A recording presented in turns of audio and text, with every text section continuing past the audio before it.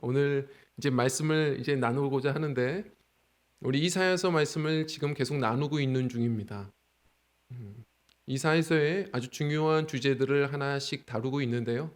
오늘의 이제 다룰 이 주제, 오늘의 제목이기도 합니다. 바로 하나님의 비전 그날입니다. 그날. 그날이 오면이라는 제목의 노래들이 때마다 있어 왔습니다. 그리고 그때마다 또 많은 인기를 얻었었습니다. 예를 들어서 지금 보시면 이제 80년대 후반에 많은 사람들에게 감동을 줬고 때마다 또 지금까지도 그 당시의 영화들 소재로 한 영화들이 만들어질 때마다 OST로 또 자주 등장하는 그런 노래죠. 노래를 찾는 사람들 이 노차사의 그날이 오면입니다. 그날이 오면 그날이 오면 이 들으면 또 어떤 분들은 당시가 생각이 나시고 갑자기 머리에 띠두르고 싶으신 분들도 있으실 거예요. 이게 그때 그렇게 목 놓아 불렀던 이 그날이라는 것은 생각해 보면 민주화의 봄이 아니었나 싶습니다. 그리고 시간이 조금 지나서 가수들이 하나가 되어 가지고 그날이 오면이라는 제목으로 노래를 불렀습니다. 이 노래를 듣고 많은 분들이 눈물을 흘렸다 하지 않습니까? 기쁨과 행복의 눈물로 세상 가득한 그날에 그때 불렀던 그날은 남북의 평화 통일이었습니다. 얼마 전에 초등학교 아이들이 이 노래들을 이제 흥얼거리죠. 경기도 교육청에서 노래를 만들어서 또 알려준 노래입니다. 굉장히 밝고 좋아요. 그날이 오면, 그날이 오면. 그날은, 이때 부르는 그날은 코로나 종식입니다. 사람들은 저마다 그날을 노래합니다. 자기들이 바라는 그 소망의 그날을 꿈꾸고 노래하며 삽니다. 그런데 신기하지 않으세요? 왜냐하면 하나님도 그날을 노래하십니다. 오늘 이 짧은 본문 말씀에 그날에 라는 말이 무려 6번이 등장합니다. 그날에, 그날에. 그런데 그날에를 노래를 하시는데 하나님께서 부르시는 노래와 우리가 부르는 그날의 노래는 사뭇 분위기가 많이 다릅니다. 우리는 왜 그럴까요? 그냥 막연한 소망입니다. 그러나 하나님께서 노래하시는 그날은 힘이 있어요. 왜요? 그날은 다른 성경 어떤 선지서를 보면 여호와의 날이라고도 말해요. 특별히 선지자들이 어느 순간부터 이 말을 많이 쓰는데 이것은 여호와께서 하나님께서 임하시는 날이에요. 그 소망의 주가 되시는 하나님이 정하신 날이에요. 약속하신 날입니다. 확신에 차 있어요. 하나님의 이 노래는 선포예요. 그래서 믿음의 사람들은 막연한 우리의 그날이 아니라 하나님의 말씀을 보고 하나님의 그날에 그 노래를 같이 화음해야 해요. 하나님께서는 이 그날을 약속하셨어요. 그래서 성경에 보면 이 그날에라는 표현들이 꽤 있는데 이 단어는 종말론을 좋아하시는 신학자들이 또 많이 사용되는 의미 있게 보는 단어입니다. 여호와의 날, 그날. 왜 그러겠어요? 하나님께서 친히 역사 가운데 임하시면 그것은 곧 끝이라고 생각하는 거거든요. 구약 성경에서 우리가 간혹 볼 수 있는 종말론의 단어입니다. 이런 거잖아요. 생각해 보셨어요? 우리가 때로는 이런 비슷한 일이 있는데 예를 들어서 교통사고 날 뻔한 위기가 옵니다. 그러면 우리는 그러잖아요. 아유, 나 오늘 하나님 만날 뻔했어. 나 오늘 예수님과 하이파이브 할 뻔했어. 우리가 그렇게 얘기해요. 그런 이유는 우리가 주님을 실제적으로 만나는 그날은 바로 끝날이라는 생각들을 갖게 되죠. 그런데 아십니까? 이사야가 꿈만 꾸던 그날을 우리는 사실 맛보면서 살아가는 복을 얻은 백성들이에요. 신약의 사람들은 그날을 완전하진 않아요. 바울 사도가 얘기한 것처럼 지금은 청동 거울로 비춰보듯 희미하지만 나중이 되면 주님을 얼굴과 얼굴로 대면하여 볼 그런 진짜의 마지막 날이 올 거예요. 우리 또한 그 마지막 날을 기대하지만 그러나 우리는 단지 꿈만 꾸지 않아요. 오늘 하루하루를 오늘 이렇게 예배하는 것처럼 영과 진리로 예배할 때 성령 안에서 주님을 만나요. 우리는 그날을 맛보면서 살아가는 신약의 성도들이에요. 저는 이 예배 시간도 온라인으로 예배하지만 단지 이렇게 인터넷의 온라인만이 아니고요. 우리 영적인 온라인이었으면 좋겠어요. 하나님과 우리가 온전히 열려서 주님을 만나는 이 복된 예배였으면 좋겠습니다. 이 시간이 주님 만나는 시간, 이사야가 꿈만 꾸고 노래했던 그날을 좀 맛볼 수 있는 시간이었으면 좋겠습니다. 자, 특히나 오늘은 마지막 주일이에요. 한 해의 매듭을 짓는 시간인데 우리는 오늘 이 시간에 더욱더 기대했으면 좋겠어요. 우리에게도 인생의 마지막 시간이 분명히 올 겁니다. 결산해야 되는 순간들이 올 것이죠. 우리는 그날을 이사야와 같이 소망 가운데에 꿈꾸며 바라볼 수 있어야 돼요. 우리가 그 아름다운 날을 꿈꾸며 노래하다가 주님 은혜 안에서 그 날을 조금 하루하루 맛보면서 소망 가운데 살아가다가 우리 주님이 주실 그날을 영광 가운데 맞이할 수 있는 승리하는 주의 백성들이 되어야 할 줄 믿습니다. 오늘의 본문 말씀, 그 여호와의 날, 그날은 어떤 날인지 오늘 우리에게 이 아름다운 꿈을 선포해 주세요. 자, 이 날을 맛보시면서 그리고 소망하시면서 우리 성도들은 살아가야 해요. 그날은 어떤 날인가? 자, 첫 번째로는요, 우리 함께 따라하겠습니다. 역전의 날. 우리 다시 한번요, 역전의 날. 그날은 역전의 날입니다. 모든 것이 역전됩니다. 오늘 본문 말씀은 애굽에 관한 하나님의 계획을 이야기하고 계세요. 이사야서를 이제 공부하시거나 읽으시는 분들은 이제 13장서부터는 읽기가 조금 지루해집니다. 13장서부터 23장까지는 10개의 나라에 대한 하나님의 계획을 알려주시는 거예요. 이스라엘도 아니고 10개의 나라. 10개라는 것은 전체 나라를 얘기하고 싶으신 거예요.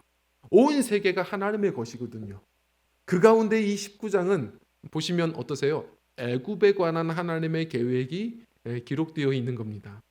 자, 그런데 애굽이 어떻게 된대요? 쇠약해진대요. 우리 3절 말씀을 좀 읽어봤으면 좋겠는데요. 3절 말씀 함께 읽겠습니다. 시작. 애굽인의 정신이 그 속에서 쇠약할 것이요 그의 계획을 내가 깨뜨리 그들이 우상과 마술사와 신접한 자와 요술객에게 물으리로다. 아멘. 자, 이 말씀을 보세요. 이사야가 정말 믿기 힘들었을 거예요. 애굽이? 영원한 강자와 같은 애굽이? 저렇게 큰 나라 애굽이? 비옥한 옥토의 저 애굽이 쇠약해진다고? 참 믿기 어려운 말씀을 하나님이 주시는 거예요. 그런데 이 말씀을 우리가 조금 더 한번 깊이 생각해 보죠.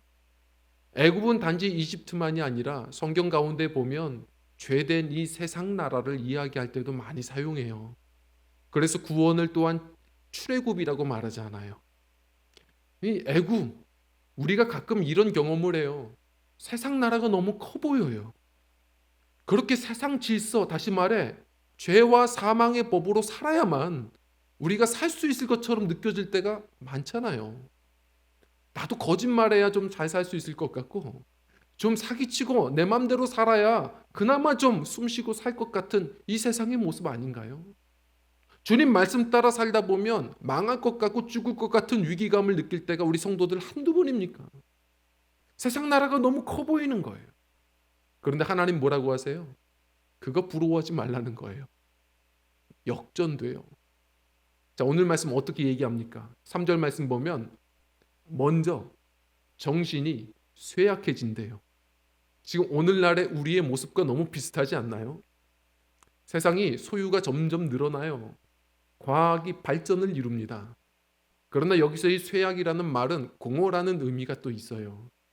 점점 갈수록 현대인들은 많은 것을 치장해 보지만 내면은 갈수록 공허감을 느껴요. 그래서 얼마 전 또 통계 자료를 보니까 현대인들 중에 4분의 1이 정신의 어떤 그런 질환을 다들 경험한대요. 우리는 아닌 것 같죠? 그러나 여기도 스텝들이 하나, 둘, 셋, 넷 뭐 이렇게 되다 보면 여기도 이제 한둘이 있는 거예요. 우리 안에는 다들 그러한 공허감을 겪고 있고 감당하지 못하다 보면 다들 이런저런 갈수록 정신적 어려움들을 다 고통들을 겪으며 살아가게 돼요. 그리고 또 뭐라고 합니까? 모든 계획이 깨진대요.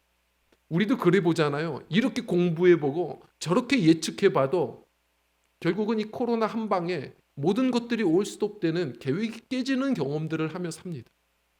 자, 그러다 보니까 정신은 피폐해지죠. 그리고 계획들은 다 무너져 내리죠. 어떻게 됩니까? 결국은 미신이 판치는 사회가 온대요. 결국 이 나라도 우리도 현대 사회도 그렇지 않습니까? 점점 배우는 사람들 많고 그래서 복음 전하면 그렇게 받아들이기 어려워하면서 갈수록 미신은 갈수록 넘쳐나요. 이단은 점점 더 급증합니다. 오늘날이 그래요. 애굽이 그렇게 내부적으로 점점 갈수록 피폐해지면 몰락해진다는 거예요. 어떻게 이런 일이 벌어지는가? 오늘 말씀은 이야기를 하고 있어요. 말씀해 보면 우리 16절 말씀, 우리 17절 말씀 두 구절을 같이 읽어 보겠습니다. 시작. 그날에 애굽이 부녀와 같을 것이라. 그들이 만군의 여호와께서 흔드시는 손이 그들 위에 흔들림으로 말미암아 떨며 두려워할 것이며 유다의 땅은 애굽의 두려움이 되리니 이는 만군의 여호와께서 애굽에 대하여 정하신 계획으로 말미암음이라. 그 소문을 듣는 자마다 떨리라. 아멘. 왜 이런 일이 벌어진다고요? 애굽이 교만하니까. 하나님께서 손을 드신다는 거예요. 자, 제가 지금 이렇게 손을 들어요. 제가 이렇게 손을 들면 저를 처음 본 분들은 제가 딱 손 들면 겁나실 거예요. 저도 그렇게 그냥 곱게 생긴 사람은 아니어서 손 들면 무섭죠. 그런데 이제 저를 아는 사람들은 웃고 하이파이브 하실걸요? 이게 이런 겁니다. 성경에 보면 하나님의 손이라는 표현이 자주 나오는데 이 주님께서 손 드신다는 것은 주의 백성들에게는 이것은 소망이에요. 붙드시겠다는 것, 지키시겠다는 것. 그러나 애굽은 아니에요. 이건 심판이에요. 권능입니다. 하나님께서 손을 이렇게 흔드신대요. 흔드시니 어떻게 돼요? 이사야서에 보면 애굽의 모든 강물들이 말라져요. 나일강도 말라질 거예요. 홍해도 말라질 겁니다. 저 아수르도 결국 유프라테스 강이 다 말라질 거예요. 그래서 하나님의 백성들이 다시 본향으로 돌아오게 돼요. 뿐만 아니라 계속 말라져서 그 땅들이 쇠약해져요. 멸망당해요. 어느 순간 오늘 말씀처럼 그들이 애굽 땅이 유대 땅을 두려워하게 돼요.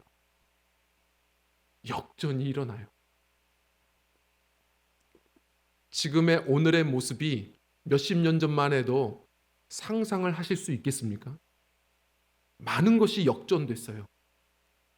제가 초등학교 시절에는 물론 그때는 국민학교였죠. 그런데 그 시절에는 왜 그런 조사를 했는지 모르겠어요. 그런 조사하면 안 돼요. 그런데 아이들도 다 알아요. 그런데 선생님들이 때마다 왜인지는 모르지만 가정 환경 조사를 공개적으로 했어요. 질문하는 거예요. 자, 여러분들 중에 사는 집이 자기 집인 사람들 손 들어 보세요. 그래요.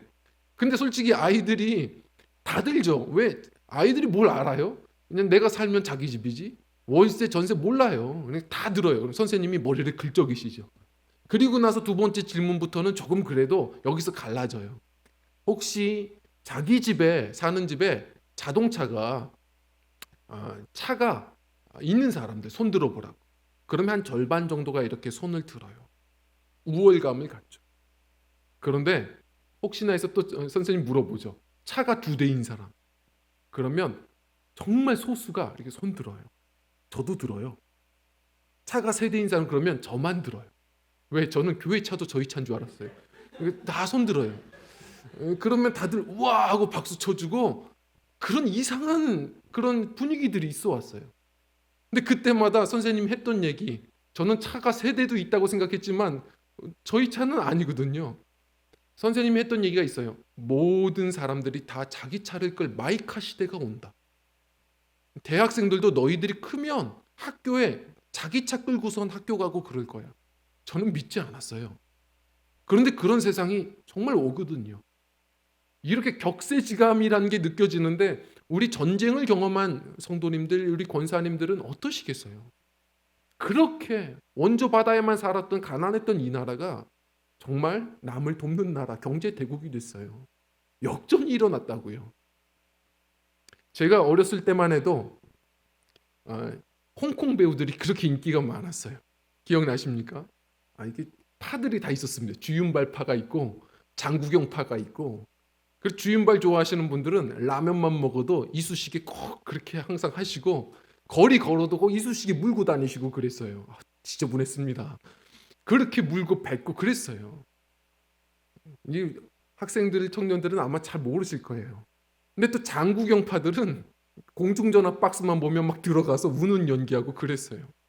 그랬던 세월이 있었는데 오늘날 보세요. 우리 한국의 배우들이, 가수들이 홍콩이요? 넘어서서 저 미주, 유럽 할 것 없이 온 세상 팬덤을 갖고 있습니다. 역전됐어요. 우리가 과거에 생각해 보면 있을 수 없는 세상이 벌어졌어요. 자, 그런데 이사야는 이보다 더 상상치 못할 세상이 열린다는 걸 본 거예요. 저 작고 초라한 이 유대 땅이 중심이 돼요. 모두가 두려워한대. 애굽이 쇠약해진대. 왜 이런 말씀하실까요? 자, 여기서부터 우리가 이 말씀을 잘 묵상해야 돼요. 이 말씀을 지금 누구에게 하나님께서 하시는 것입니까? 애굽입니까? 아니에요. 수신자는 이스라엘이에요. 유다입니다. 무슨 얘기겠습니까? 하나님께서 지금 애굽의 몰락을 말씀하시는 이유는 사실 유다 백성들에게 하고자 하시는 말씀이 있는 거예요. 너희들 자꾸 애굽 의지하지 말라는 거예요. 애굽도 저렇게 몰락된다는 거예요. 애굽이 교만해서 망가진 것처럼 너희들도 교만하겠냐는 거예요. 하나님 앞에 나와 지혜로 가득한 우리 하나님께 엎드리고 주의 말씀대로 살아가야 한다는 거예요. 그래서 우리가 이 말씀을 붙들고 역전의 날이 온다는 것을 아시는 분들은 자, 우리 결심해야 돼요. 하나님 앞에서 겸손해지셔야 합니다. 겸손은 저 이거 못하는데요. 이게 겸손이 아니에요. 진정한 겸손은 하나님이 하라는 것 하고 하지 말라는 것 안 하는 거예요. 그게 겸손이에요. 하나님의 말씀 따라 살아가는 삶이 겸손이에요. 다른 사람들 부러워하지 마세요. 죄인들의 형통을 자꾸 기웃거리고 그거 부러워하지 말라는 거예요. 오직 하나님의 말씀 그 따라서 걸어가는 그 인생들은 하루하루 주님이 주시는 진짜 승리를 맛보고 그리고 영원한 승리를 맞이할 것이에요. 바로 주님께서 그래서 말씀하시는 겁니다. 주님 앞에 우리가 겸손해야 돼. 주의 말씀 따라 하루하루를 마지막 날처럼 주의 말씀 쫓아 살아가야 해요. 오케스트라를 보면 물론 바이올리니스트들 얼마나 바쁩니까? 현란해요. 다 그거 하고 싶죠. 그런데 그 가운데 보면 저분은 뭐 하시는 분인가 싶은 분들도 있어요. 심볼지를 담당하시는 분들은 가만히 계세요. 그런데 중요할 때마다 한 번씩 웅장하게 그걸 연주하죠. 그분은 가만히 쉬고 계시는 걸까요? 그렇지 않아요. 자신도 하고 싶은 거 많지만 참아요. 그리고 계속해서 그 음악의 흐름을 계속 마음속으로 바쁘게 따라가야 결국 그때를 놓치지 않고 연주를 할 수 있는 거거든요. 차이코프스키의 그 서곡 1812인가요? 보면 대포 쏴요. 제가 진짜 그 연주 가운데 군악대에서 그 마지막 부분에 대포 쏘는 것도 그 영상으로 본 적이 있어요. 한번 보세요. 순간마다 대포를 빵! 빵! 쏴줘요. 빵! 사람들이 열광하죠. 멋있다고 사람들 환호한다고 계속 대포 쏴봐요. 그건 전쟁이죠. 연주가 아닙니다. 우리의 인생의 최고의 마이스트로, 지휘하시는 분이 우리 주님이심을 우리가 믿어야 해요. 그래서 주님의 그 말씀 앞에 가라 할 때 가고 서라 할 때 서며 살아가는 인생들이 종말에 바로 성도들입니다.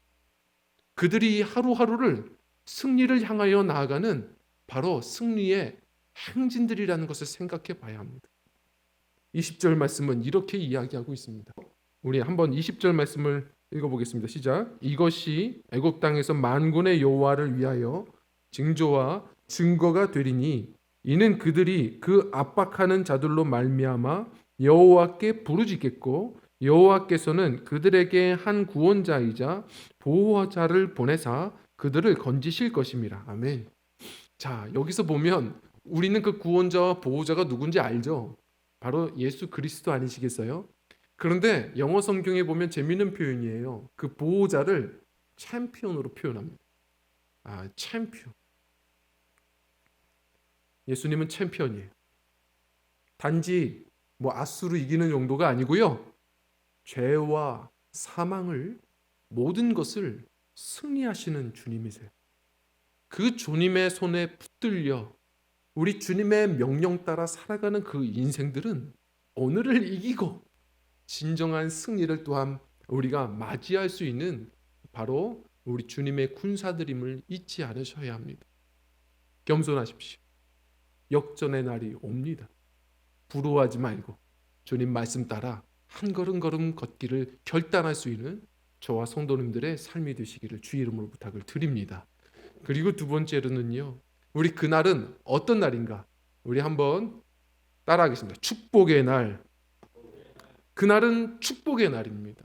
자, 이제부터는 이사야 선지자가 믿기 어려운 정도가 아니라 받아들이기 싫은 하나님의 말씀이 들려져요.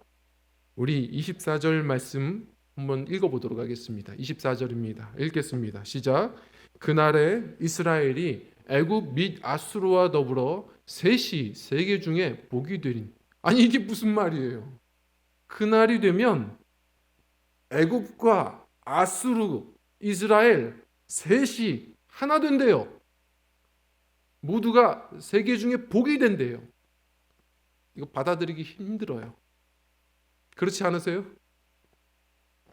그 다음에 25절 보면 더 끔찍하실걸요? 우리 25절 말씀 한번 읽어보겠습니다. 시작. 이는 만군의 여호와께서 복주시며 이르시되 내 백성 애굽이여 내 손으로 지은 아수르여 나의 기업 이스라엘이여 복이 있을지어다 하실 것임이라. 아멘.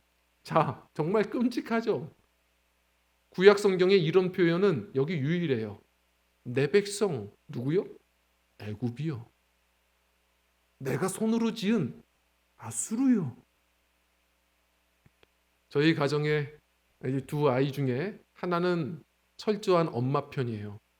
하나는 저를 불쌍히 여겨서 제 편을 때마다 들어줘요.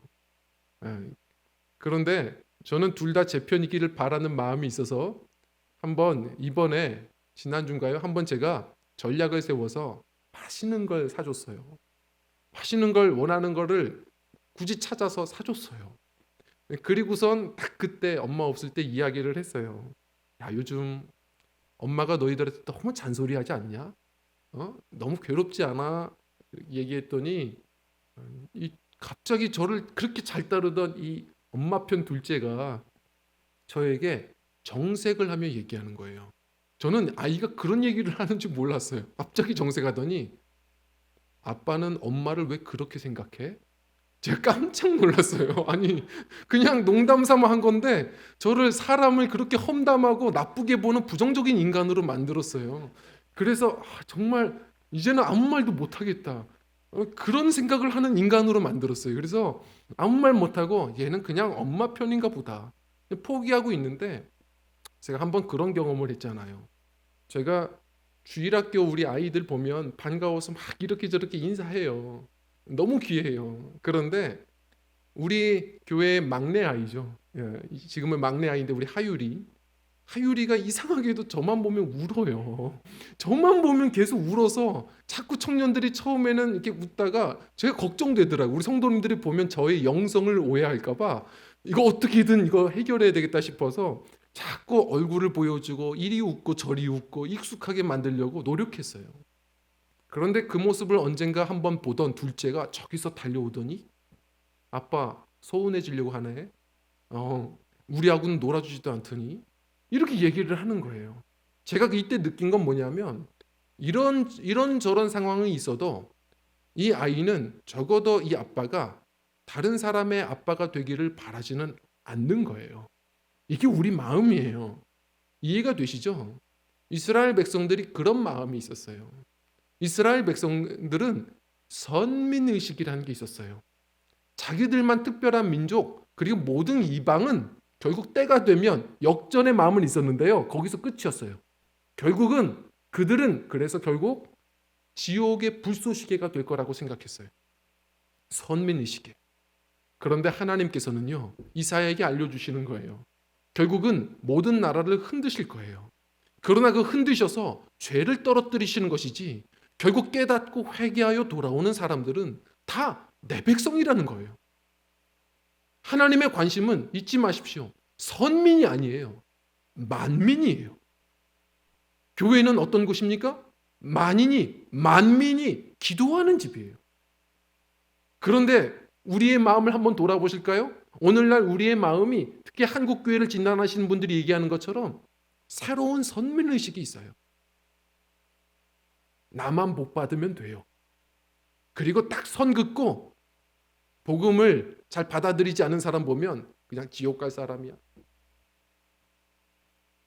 우리는 그런 마음을 쉽게 가져요. 나를 좀 불쾌하게 한 사람, 회사의 그 직장인들 보면은 저 사람 예수 안 믿는 거 보니까 그래 멸망당할 사람이야. 선민의식이. 우리가 이런 생각을 해요. 하나님께서는 이 구약 성경부터 선교를 명령하시는 거예요. 하나님의 마음을 우리 좁쌀 같은 우리의 마음이 과연 이해할 수 있겠습니까? 그런데 자꾸 말씀 보고 기도하며 마음의 지평을 넓히셔야 돼요. 우리도 그런 생각하잖아요. 아유 저렇게 봉사할 거면 우리 교회부터 섬기지. 우리 교회 섬겨야죠. 그러나 그 교회는 주님의 교회가 아닌가요? 아유 이 나라도 선교할 때 많아요. 우리는 그런 생각하죠. 이 나라 곳곳도 우리가 선교해야죠. 그러나 너무 불공평하지 않습니까? 우리나라도 바로 파란 눈의 선교사들이 와서 선교의 또한 씨가 되었어요.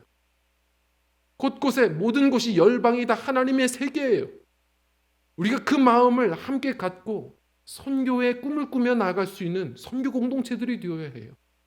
하나님께서는 이 마지막 때에 결국은 그런 세계가 주님 앞에 돌아와 함께 예배하는 것을 우리에게 꿈으로 주셨어요.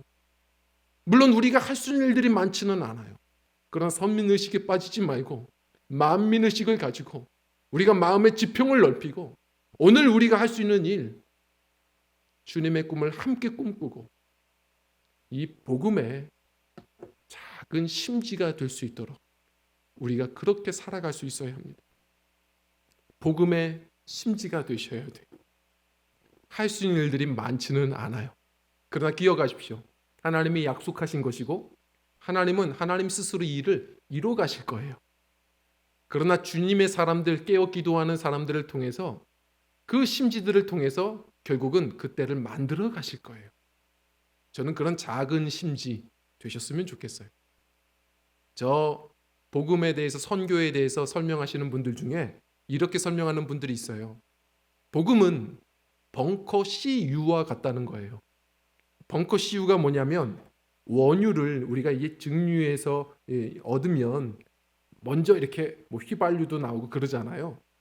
그럼 나중에 나오는 게 이제 중유, 그 가운데서도 가장 저질의 기름이 벙커 CU입니다. 이제 벙커 CU는 이게 성냥불로 이렇게 불을 붙여도 안 붙어요. 그냥 불이 다 꺼지죠. 그런데 오랫동안 결국은 결국은 불을 붙여서 한 번 붙으면 그 화력이 대단하죠. 그래서 보일러에도 쓰고 막 그런다 하지 않습니까? 복음이 그래요. 순식간에 일어나진 않아요. 그러나 하나님이 정하신 때 한 번 불 붙으면 놀라운 역사가 일어나죠. 저는 기억은 못하지만 그러잖아요. 서아프리카는 무슨 9년, 뭐 동아프리카는 뭐 11년, 뭐 저 호주는 뭐 10년. 이게 무슨 말이냐면 선교하는 분들은 아실 겁니다. 처음에 복음 선교사가 들어가서 한 명의 결신자도 없이 9년, 10년, 11년이 흘렀어요. 그러나 어느 순간 한 번 불 붙으니 그것이 하나님의 나라가 되는 것이죠. 제가 전에 섬기던 교회에 한 권사님이 와서 한번 울먹거리세요.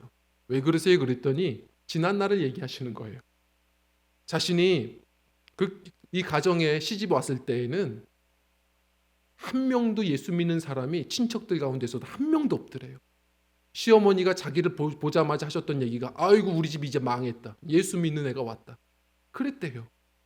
너무 괴롭고 힘들고 핍박받고 그랬지만 때가 되어 보니 이제는 모두가 다 예수 믿는 가정이 되었고 저주덩어리 자신이 이제는 복덩어리가 되었고 그래서 믿지 않던 자신의 남편마저 이제는 집사가 되어서 장남으로 그 추도 예배를 자신이 인도하게 되었다. 함께 오셔서 이 권사님이 울며 이야기하시는데 감동이 되더라고요. 17년 걸렸대요. 언더우드 선교사가 이 나라에 왔을 때 첫 번째로 파란 눈의 선교사 됐을 때 앞이 보이지 않았대요. 우리는 대단한 선교의 역할, 많은 사람들을 가르치고 그럴 거라고 생각하지만 처음 교회가 세워지는데도 오래 걸렸고 그때의 성도들도 14명이었어요. 언더우드 선교사는 알았을까요? 이 나라의 이 결실에, 복음의 결실에 100분의 1이라도 상상했을까요? 할 수 있는 게 없었대요. 그냥 똑같이 갓 쓰고 매운 김치 먹고 딱딱한 온돌에서 잠자고 때가 되니 이런 놀라운 역사들이 일어났어요. 쉽지 않아요. 그러나 주님께서 하시는 일이에요. 바로 이 놀라운 축복의 날이 온다는 것을 우리가 믿고 그 꿈꾸며 우리가 할 수 있는 일, 오늘 우리가 섬기는 그 가정에서 일터에서 우리가 열심으로 작은 복음의 심지가 되어 살아가는 것. 그것이 하나님께서 이 종말에 살아가는 우리 성도들에게 주시는 바로 명령입니다. 말씀을 정리하고자 합니다. 결국 우리의 마지막 순간도 올 겁니다. 기분 나쁘시겠지만 결국 그때는 올 겁니다. 이 죽는다는 것, 우리의 종말은 사실 생각하고 싶지 않은 분들이 많으실 거라고 생각합니다. 어떤 분들은 그래요. 왜 죽는다는 얘기에 재수 없게. 어떤 분들은 그래요. 엘리베이터를 눌러도 4자 잘 안 누르시더라고요. F자 써 있잖아요. 우리 교회 올 때도 그러시잖아요. 어떤 분들은 그래서 막 5층 갔다가 내려오시는 분들도 있다고들 해요. 4자만 안 누르려고. F 아니면 안 누르려고. 우리는 그렇게 죽음에 대해서 외면하려고 하지만 그날은 와요. 죽을 사자와 같이 옵니다.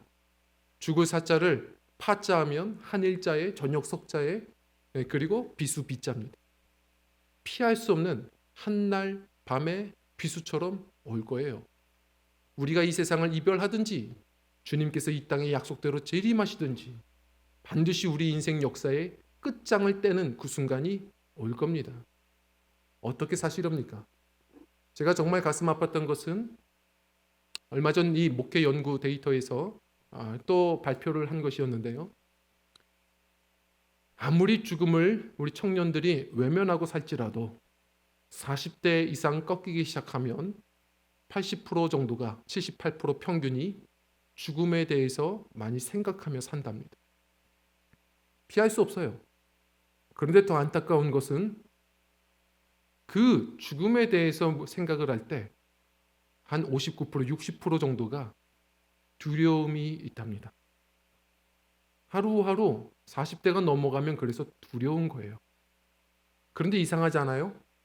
이 나라에는 믿는 분들이 그렇게 많은데 왜 이렇게 죽음에 대한 공포가 있을까? 아십니까? 그 다음 연구 결과를 보면 이게 무슨 말이냐면